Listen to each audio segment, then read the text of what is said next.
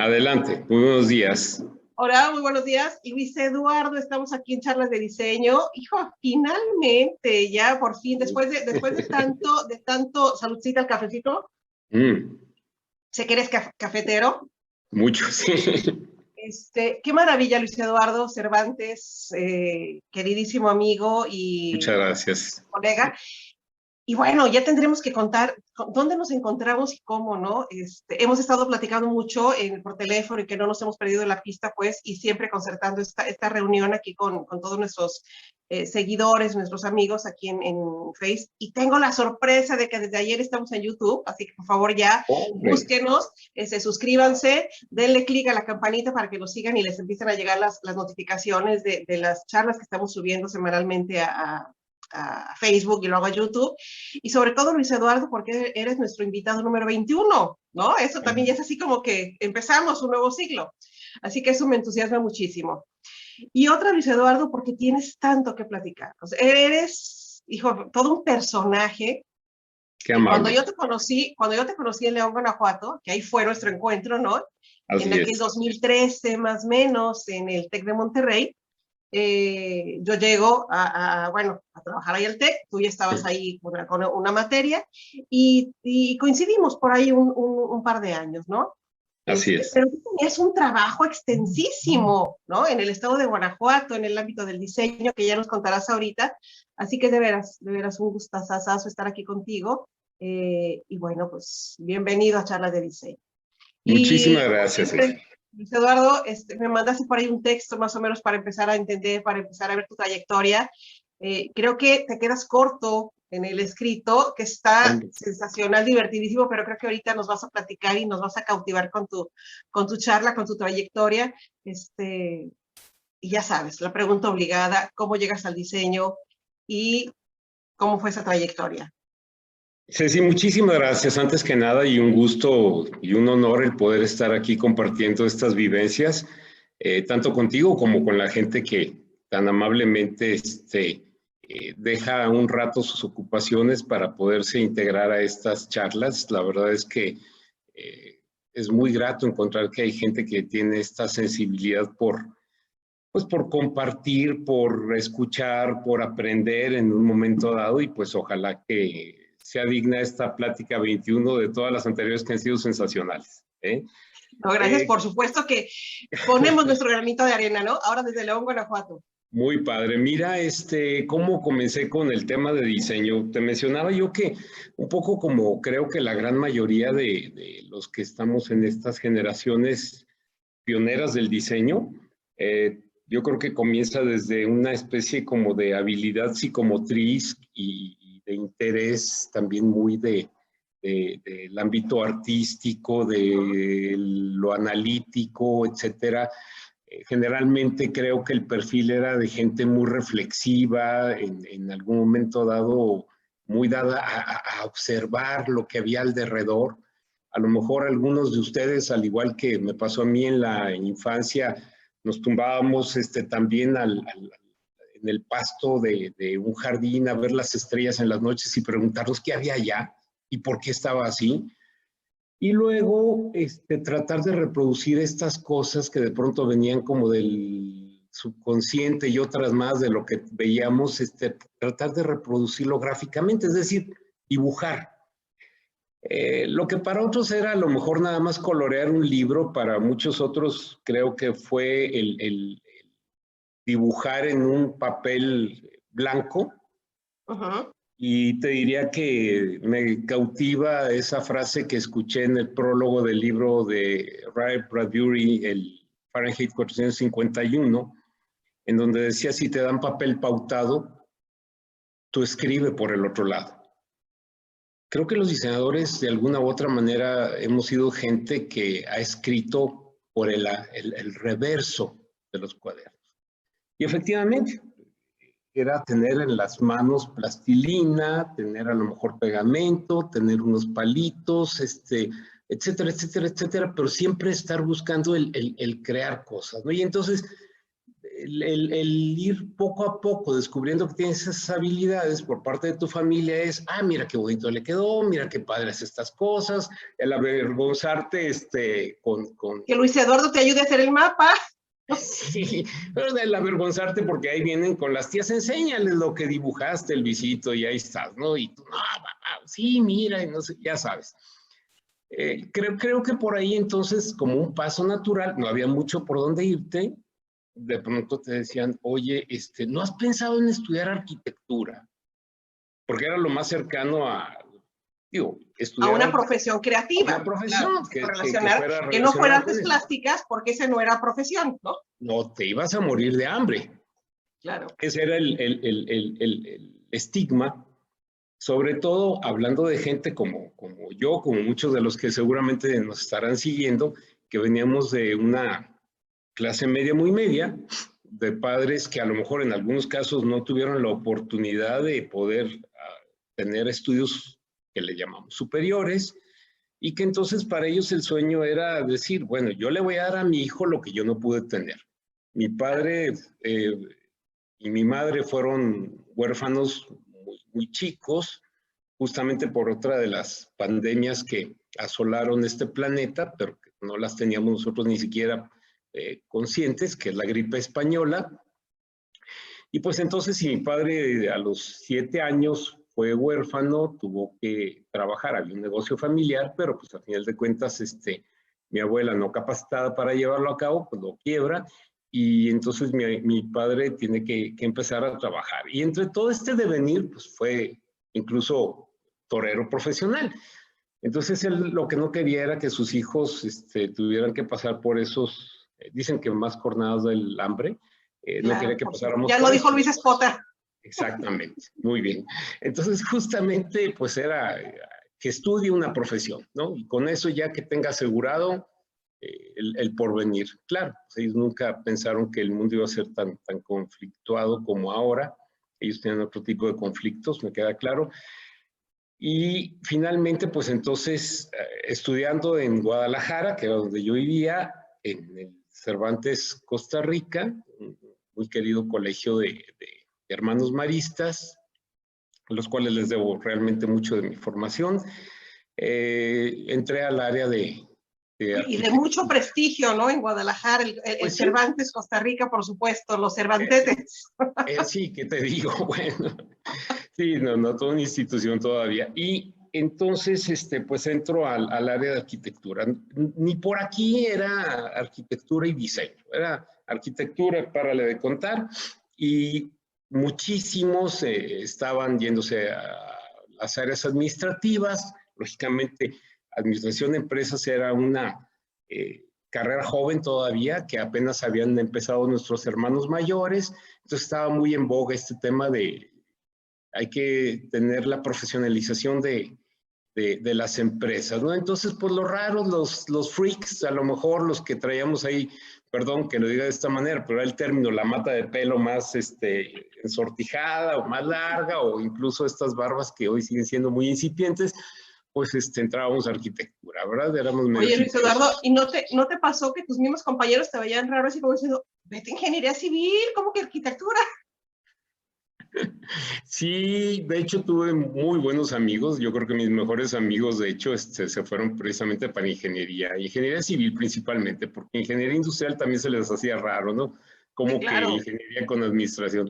Pero sí, ciertamente. Entonces, pues ahí voy yo al área de arquitectura. Me fascina la arquitectura, sigue siendo una de mis pasiones, pero un día llego a casa y me encuentro con un folletito, unas hojas, de hecho, sueltas, de aquel papel craft, ¿te acuerdas? Así Claro, cafecito por muy supuesto. padre, Sí, sí, sí, sí.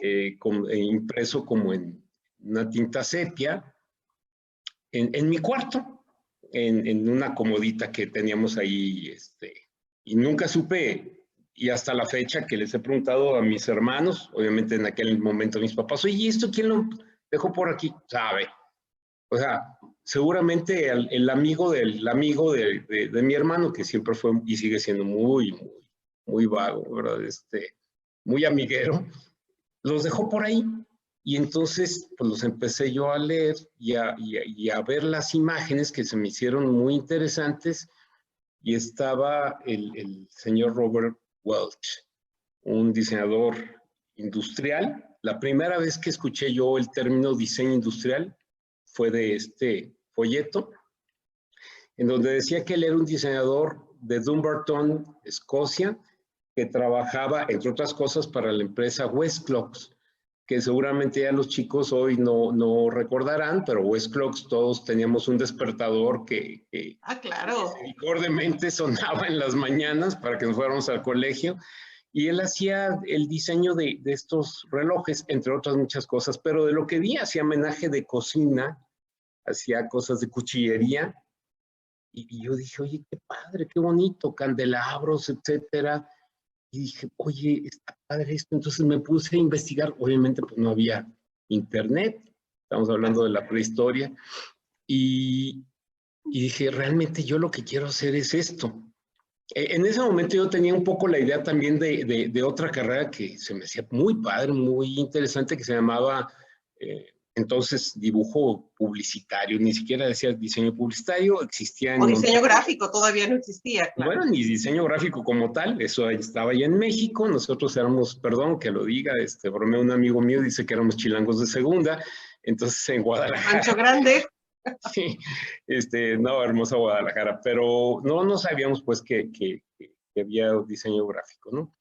Y entonces, era una carrera en Monterrey, me parece que tiene una duración de 6 años, no sé por qué tan larga, pero al indagar un poquito acerca de esto, pregunto, obviamente, oye, de las 3 universidades que hay en Guadalajara, las digo no en orden de aparición, sino simple y sencillamente como me viene a la cabeza, el ITESO, que era lo que sería la Iberoamericana, es la de Jesuitas en Guadalajara, Jesuitas, claro. la Autónoma de Guadalajara y la Universidad de Guadalajara. ¿En cuál de las 3 está esta carrera? Y entonces obtengo un folleto de la carrera de diseño industrial de la Autónoma de Guadalajara. Te estoy hablando de el lejano año de 1974, qué barbaridad. Wow, claro, entonces en la UDG todavía no había diseño porque ahí se inaugura hasta el 76. Exactamente. Claro. Entonces, bueno, pues entro yo en esta disyuntiva de decir, ¿sabes qué? Me voy a diseño industrial, no quiero arquitectura. Y mis papás dicen, oye, pero ¿qué es eso, no? Entonces ya les digo, mira, está aquí este contenido, está muy padre, llevo cibernética, cinemática y dinámica, estática, resistencia de materiales, o sea, yo como tratando de darles el viso de que hay algo como de la parte dura. ¿No? Sí. Entonces imagínate tú nada más, y luego pues taller de maderas, taller de cerámica, taller de metalmecánica, plásticos, etcétera. Dibujos, bocetos, maquetas. Y me acuerdo que mi papá, que era muy bromista, me dice, oye hijo, pero eso es como ser Ciro Peraloca, es como inventar todo, ¿no? Ciro Peraloca, para los que no sepan, era un personaje de Walt Disney que era un inventor, chiflado, y mi mamá dice, oye, mi mamá era una persona siempre muy avesada en el tema de la investigación, la lectura, etcétera. A ella le debo la pasión por la lectura y el gusto por la música. Y me dice, oye, pues está muy padre. Pues está padre. Y mira que mi mamá no era así precisamente como muy expresiva, ¿no? Me dice, está padre, a ver. Dice, pues ve, pregunta y vemos cómo lo hacemos. Porque pues tampoco era barato, ¿no? Ese es el punto, que era la universidad privada, por supuesto. La universidad privada era carita, sigue siéndolo, pero yo era el santanazo, ¿sí? O sea, yo creo que, siempre se los dije, yo creo que nunca estuve planeado, entonces había una cierta diferencia de edades importante con mis hermanos, y pues entonces los cálculos ya eran de que, bueno, ya, uno como quiera, ¿no? Entonces, pues ahí va la autónoma. Entonces, eres el último de los hijos. Sí, somos 4, para aquellos momentos una familia muy chiquita, emigrada de San Luis Potosí. Claro, por supuesto. Sí, para aquellos años, por supuesto que era chica la familia. Sí, y con cierta diferencia de edades con relación a mis hermanos, y pues Entonces, afortunadamente por ese lado, pues mis papás tenían una posición que permitía, haciendo los sacrificios requeridos, pues que estudiara yo ahí, donde además mi hermano también había estudiado la carrera de administración de empresas, ¿verdad? Entonces ahí Oye, voy y para... aparte Luis Eduardo, todavía con esa mentalidad de tu papá seguramente de les voy a dejar el estudio, entonces que sea la mejor escuela y que sea en las mejores condiciones, ¿no? Para mi papá era, les dejo un seguro de vida. La Exacto. educación era un Él ya seguro sabrá de vida. luego qué hace con eso. Pues ni siquiera, o sea, siempre pensabas en el hecho de que como buenos, pequeños burgueses, pues el día de mañana va a tener un buen empleo, en una empresa y ahí va a poder hacer la vida, porque mi papá tardó bueno, no tardó, perdón, estuvo alrededor de 35 años trabajando para Johnson & Johnson y fue un hombre muy, muy destacado. De hecho, tanto es así que en el 68 el presidente mundial de la compañía viene y le otorga un premio, el premio P.B. Hoffman, que era el nombre del dueño de la empresa. Imagínate nada más. O sea, entonces, para mi papá, pues era, por ahí estará, seguramente en una empresa, viviendo toda la vida, ¿no? Y como ejecutivo destacado. Y pues no fue así. Fueron otros los Le avatares. fallaste. Tuve la oportunidad de que viera algo de mi desarrollo profesional, familiar y demás, y creo que estuvieron muy contentos. La verdad, creo que para ellos el diseño fue también muy sorprendente y creo que también tuvieron gratas experiencias y yo lo compartí mucho con ellos de los trabajos que hacía porque casi todos acabaron finalmente en la casa, ¿ves? Claro, por supuesto. ¿Cómo eran aquellas clases, Luis Eduardo, en aquellos años que estamos hablando del 74, 75, 76 que te toca estudiar y que obviamente la computadora todavía ni por aquí pasaba? ¿Cómo te enfrentas a esas clases, a esos talleres de carpintería, de metales, de los pliegos de papel? ¿Cómo fue ese momento académico? Bueno, mira, yo creo que por principio de cuentas te quiero decir una cosa, yo tengo un problema físico, ahora sabemos que es hereditario, que se llama queratocono, es una deformación de la córnea, que se da porque en el globo ocular la córnea tiene un colágeno de menor calidad del requerido, por decirlo de alguna manera, diferente. Entonces, es tan suave, es tan delgadito que la presión sanguínea hace que se bote el ojo, pero de manera discontinua, ¿no? Entonces, para poderlo llevar a buen término ahora, pues hay trasplantes de córnea o te ponen unos lentes esclerales que son muy, muy incómodos, etcétera. Pero en aquel entonces, pues, creían que yo tenía miopía y punto, ¿no? Lo que te quiero decir con esto es que para empezar, el primer problema que tenía yo es que eran las largas horas que tenía que pasar o que tendría que pasar haciendo dibujo técnico con tinta china, con una perfección en los enlaces entre curvas, rectas y demás. Entonces, que nuestros jovencitos, que el día de hoy puede ser que nos estén escuchando, nos estén viendo, que se imaginen que lo que hoy está en una pantalla, en una, no sé, en una laptop o una tablet o estas ahora creo que se llaman Surface, etcétera.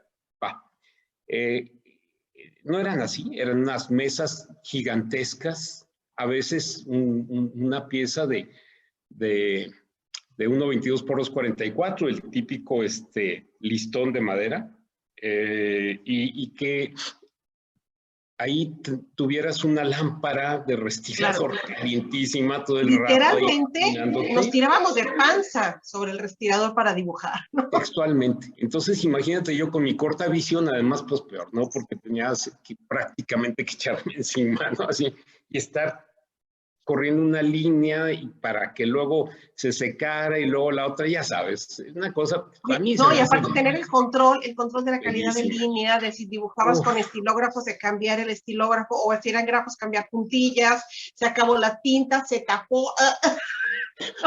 eso era Oye, y horrible. luego, no, cuando, Sí. ay, se tapó, y el plano manchado.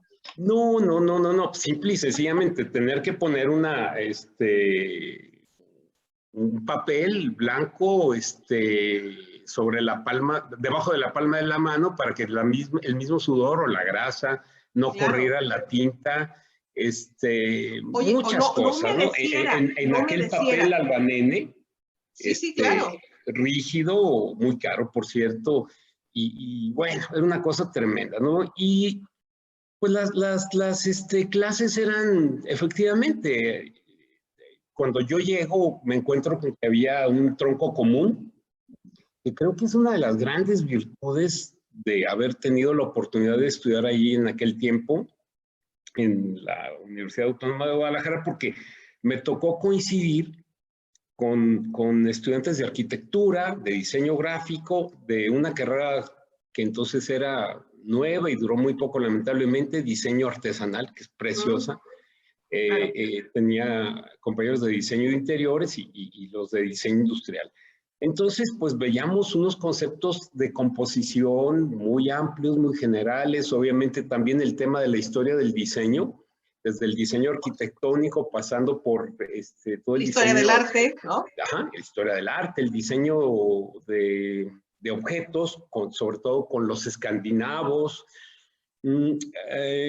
saber que el diseño como tal, con esta mítica Bauhaus, realmente comienza desde una estrategia de gobierno para que en los talleres de Weimar se hiciera un análisis de qué estaban haciendo los ingleses, por qué eran tan poderosos económicamente, y mandan a Walter Mutesius, Walter sería en alemán, Walter Mutesius, a vivir en Inglaterra y que dijera qué era lo que había por ahí. Entonces el otro lleva información, los alemanes hacen todos unos proyectos para pasar de la artesanía a la industria. Y fíjate qué interesante, ¿no? En dónde llegan finalmente todos estos elementos del diseño a un desarrollo social y económico como el que hoy tiene Alemania. Creo que contribuyó en gran medida, ¿no?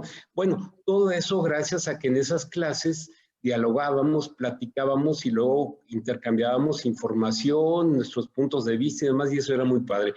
Cuando termina esta etapa ¿De tronco común? del tronco común, me llevo la sorpresa de que solamente quedamos 2 en diseño industrial. Wow, todos iban a arquitectura. Gran parte arquitectura, otros 2 se iban a diseño artesanal, en diseño gráfico han de haber sido unos 10, diseño de interiores más o Y menos. seguramente las chicas a diseño de interiores. Frecuentemente, sí, sí, aparte ese ámbito era también muy sexista, ¿no?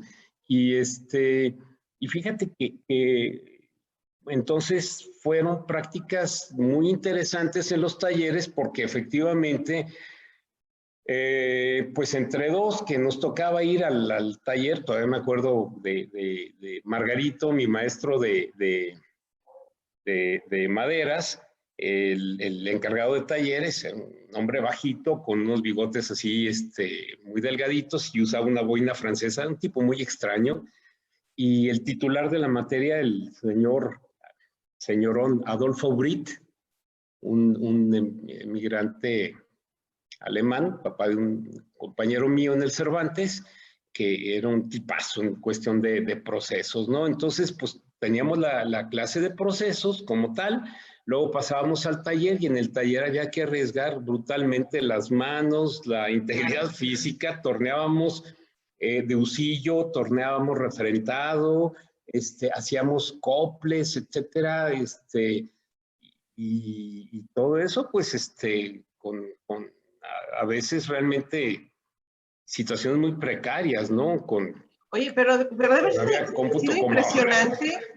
impresionante y emocionante para ti ver que en tu infancia dibujabas, hacías cosas de plastilina con lo que tenías a la mano y ahora ver que podías jugar con juguetes más complejos y que podías hacer cosas más en serio, ¿no? Qué maravilla. Era muy padre, ¿no? No sé, digo, había cosas que francamente creo que son locuras que hacía uno por falta de conocimiento, como por ejemplo decir, oye, voy a hacer fíjate nomás, un tarro cervecero en madera. Imagínate nada más el haber hecho primeramente todo el torneado de husillo, es decir, En la abrir toda hueca, esa cavidad y luego claro. por fuera se me pudo haber reventado y en verme partido la cara, ¿verdad? Pero bueno, ya muy feliz llegar y decir en casa, mira lo que hice, mira, qué padre está, Claro. wow. Bueno, eso era muy emocionante, ¿no? Pero que fue también maravilloso fue que en un momento dado, por circunstancias de vida, termino quedándome yo solo en la generación. Mi compañero y gran amigo, que quiero muchísimo, Juan Ignacio García de la Mora, que está en Guadalajara, por circunstancias X académicas se retrasa un poco y la mayor parte de las materias me quedo yo solo. Es que tengo el honor de haber sido el alumno más caro para la universidad. Entonces, pues imagínate nada más. Oye, tuviste el privilegio, fíjate lo que son las cosas, ahorita que estás contándonos la historia. Tienes el privilegio de ser el último hijo y por diferencia de edad creciste casi como hijo único, ¿no? Llegas acá con una generación grande y de repente volteas y dices, ah, caray, a industrial nomás soy yo, vuelves a ser único. Sí, la verdad es que esto conlleva también otras cosas muy interesantes. Mira, la primera de las grandes ventajas que esto tiene es que, pues bueno, obviamente hay un diálogo muy personalizado con los maestros en varias de las materias, incluso las tomaba en su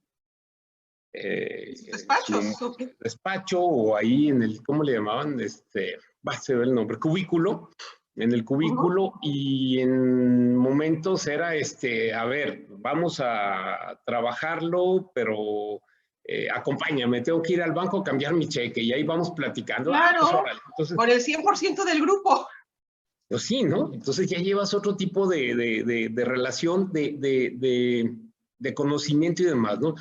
Pero por otra parte, en ciertas materias que de alguna manera consideramos complementarias, yo creo que son nodales, pues de pronto había que tomarlas en otra facultad. Entonces, las materias de físico-matemáticas creo que ya fueron a partir de resistencia de materiales, las tuve que llevar en ingeniería.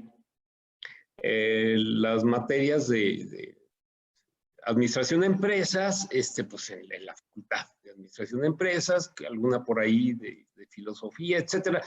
Entonces tenía que desplazarme también a otros lugares. Y mira que nunca fui una persona así extremadamente, hoy soy mucho más platicón de lo que era de joven y era más bien un poquito más introvertido, pero pues eso me obligó también a tener contacto con otras disciplinas y yo creo que eso es muy interesante. Ver que amplió tus horizontes, claro. Así es. La interdisciplinariedad, la transdisciplinariedad es fundamental en el diseño. Entonces, ese concepto que de pronto había por ahí en los 70s, del el diseño de autor, el gran rockstar, que voy a decir una barbaridad y pues, perdón si incomodo a alguien, perdón, estoy en una edad en la que ya me vale, pero digo, el exprimidor extractor de jugo, no sé cómo le dirás. Sí. La araña esa famosísima. Pues se me hace una vacilada, digo, se parece más a un cuento de la Guerra de los Mundos que realmente algo práctico, pero en ese momento eso era lo que privaba, ¿no? ¡Wow! Entonces... Pero es un icono ya ese Philip Stark, ¿no? Digo, para decir el pecador también, pues. Claro, digo, porque pues de pronto esas son signos de otros tiempos, ¿no? De la era de la Luis Eduardo, aquí es importante que hagamos una división entonces. Por un lado, que nosotros en esta América Latina en la que nos estamos moviendo, que tenemos toda esta herencia del diseño funcionalista, del diseño alemán de la Bauhaus, ¿no? Sí. Entonces, cuando nos llega un objeto, como este exprimidor del que estás hablando, tan del styling, tan de la corriente norteamericana, pues obviamente que volteábamos y decíamos, ¿y? O sea, ¿qué es esto? ¿Qué está pasando, no? Sí. Entonces, digo, que se vuelve un referente también, que hoy día todo diseñador industrial quisiera tener un Philip Stark en su cocina, bueno, eso es otro boleto, ¿no? Pero que en ese momento sí era complicado, pues, el entender ya de manera práctica la diferencia entre este funcionalismo y el styling, ¿no? Sí, que te quiero comentar una cosa, se dan varias circunstancias de vida, por ejemplo, el hecho de que la materia de cómputo la tomara en el centro de cómputo y me llevara yo la sorpresa de que las computadoras eran en aquel entonces grandes cuartos refrigerados con unos rollos gigantescos.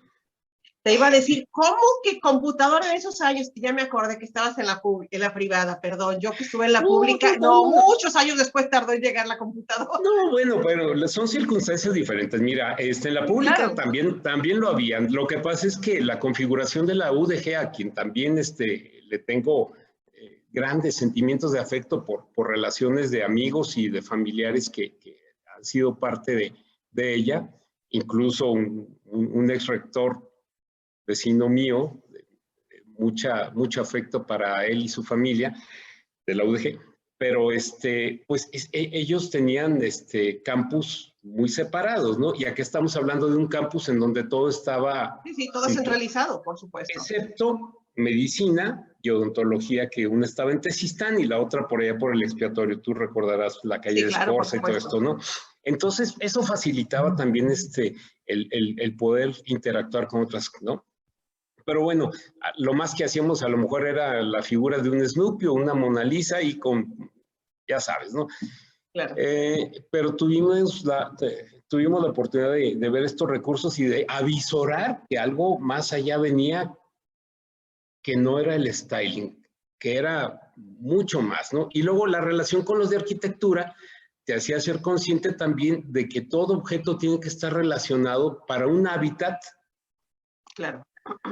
Y lo que esa persona que lo ocupa requiere del objeto, porque se convertía en una segunda naturaleza que suplía, magnificaba o potencializaba lo que la naturaleza nos ha dado, ¿no? Claro, entonces, y empiezas aquí a entrar. Es otro compromiso, es otro contexto. Y luego que te caiga en tus manos un libro de Víctor Papanek, The Real World, y darte cuenta de que pues el styling está padre, estas corrientes maravillosas como la de Ettore Sottsass y demás, Memphis y todo, son preciosas, pero vivimos en otro contexto. Sí, las necesidades son otras totalmente. Que hace pensar que es otra cosa. Ahora, ya comenté te iba a decir, mucho. aparte, te empiezas a percatar que estás en un mundo del diseño en el que hay seres humanos, ¿no? Que requieren, que debes de ser lo suficientemente hábil para tener ese olfato y la detección de necesidades o de oportunidades de diseño, y te empiezas a mover en el contexto más ergonómico justamente del objeto, de la actividad humana, del qué voy a diseñar, en dónde lo van a usar, etcétera, y empiezas ahí a entretejer otra serie de componentes, ¿no? Yo creo que aquí hay un tema fundamental que es el de la empatía, que en ese momento no conocíamos ni siquiera. No tenía ese nombre. Exactamente, ¿verdad? Pero esa empatía que es fundamental, es decir, ok, tú te quieres expresar y muy padre tus sentimientos, lo que tú traigas por ahí, ¿de acuerdo? Eso está padre y es el ámbito del arte. Pero tú tienes que solucionar necesidades de otra persona. Claro. Y entonces, no eres tú, ya además, no son tus caprichos, ya no son tus cosas, ya estamos hablando de que a alguien le soluciones elementos para que viva mejor. Y ese punto es fundamental. Fíjate que en ese momento nos quedamos por ahí, en el tema de que ya no es el yo, es el otro, el tú, la otredad tan importante. De la que se habla hoy, claro, por supuesto. De la que se habla hoy. Hoy estamos ya en otra etapa, que es el nosotros. La formación de algo que conlleva una interacción que va más allá solamente de un ámbito hago un objeto, es comercial, etcétera. Nosotros nos quedamos hasta el tema de es obsolescente y se acabó. Hoy pasamos a es obsolescente, pero luego tiene reuso o es reciclable. Pero no. Hoy estamos hablando, ayer vi un discurso maravilloso de una chica mexicana en la cumbre mundial. Se robó la cumbre esta niña, en donde estamos hablando ya de nuestra, ¿qué te podría decir? Nuestra responsabilidad planetaria, ¿no? O sea, cómo hacemos que esto se reintegre, regenere, genere vida, todo aquello que hace el ser humano, ¿no? Y el diseñador, por ende, Maya. Claro, bueno, es parte de esos responsables. Te comento Oye, Luis Eduardo, brevemente. Perdón, creo que me fui de largo. No, es que es interesantísimo y además estamos hablando, estás justamente hablando de tu trayectoria y estás hablando de toda esta transformación que ha sufrido el diseño en todos estos momentos, ¿no? Y Sí. estamos hablando de cosas muy contemporáneas, pero me quedan apenas unos minutos y no hemos ni siquiera terminado la carrera. Bueno, justamente a esto voy, ¿no? Como tuve esta relación A ver, te la conversación, de cambio. amistad y demás ¿Qué te con parece? maestros. ¿Qué te parece si me regalas otra charla de diseño y arrancamos justamente que nos cuentes cómo es ese cierre de la universidad y cómo son tus inicios en el ámbito profesional? Por supuesto que sí, y ¿Vale? particularmente con el hecho de que estar en aulas no es suficiente. Hay que trabajar desde mucho antes de salir de la carrera. Ahí lo dejo. Entonces, ¿ahorita nos platicas eso? Sí. Muchísimas Perfectísimo. gracias, Ok, Ceci. pues entonces nos estamos viendo en la segunda charla de diseño, que ya es una promesa con Luis Eduardo. Gracias.